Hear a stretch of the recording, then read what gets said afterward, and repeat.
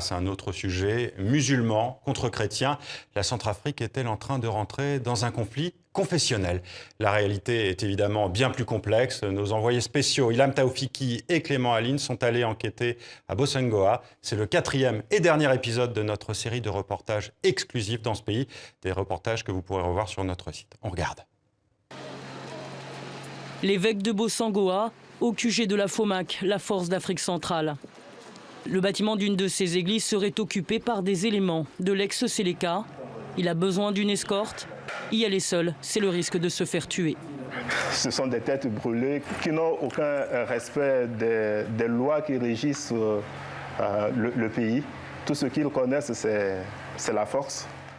Des exactions des anciens rebelles de la Séléka, le quotidien à Bossangoa.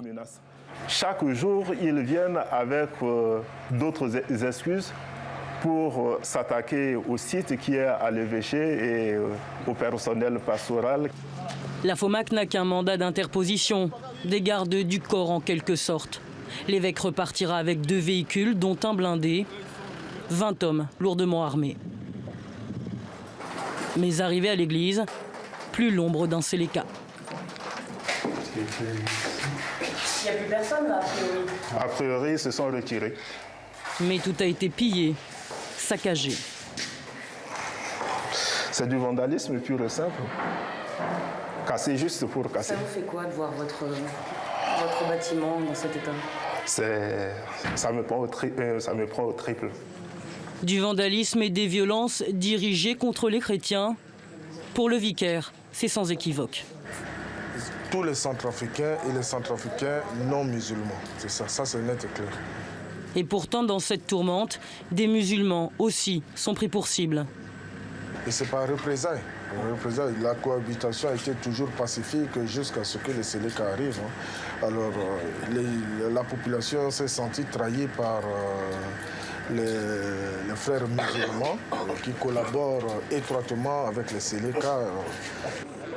Les musulmans de Bossangoa, complices de la Séléka.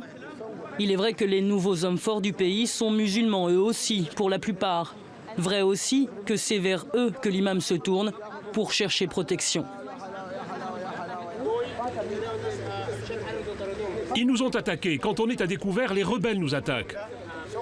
On n'a qu'une seule parole. Ceux qui vous attaquent, nous, on va s'en occuper. On n'a qu'une seule parole.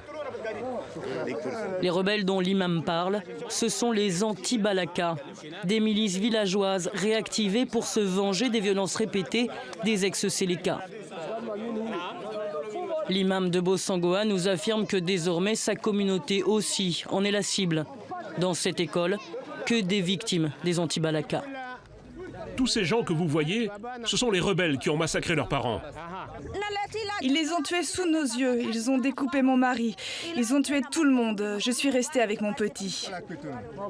Ils n'ont pas tué les autres, pas les chrétiens, ils ont tué que les musulmans. Le pays est chrétien à 85%, mais depuis le coup d'État de la Séléka en mars dernier, un musulman est à la tête de l'État.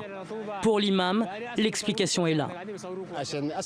Ils ne veulent pas qu'un musulman gouverne le pays. C'est pour ça qu'ils nous tuent. Ils ne veulent pas de musulmans. Avant, on n'avait pas de problème. 2 communautés déchirées qui comptent leurs morts, chacune de leur côté, sourdes aux souffrances de l'autre. Je ne sais pas ce que tu as prévu, mais si tu es libre, on pourrait discuter de tout ça chez toi. Mais tant que l'évêque et l'imam de Bossangoa peuvent encore dialoguer, c'est qu'il reste encore peut-être une petite lueur d'espoir.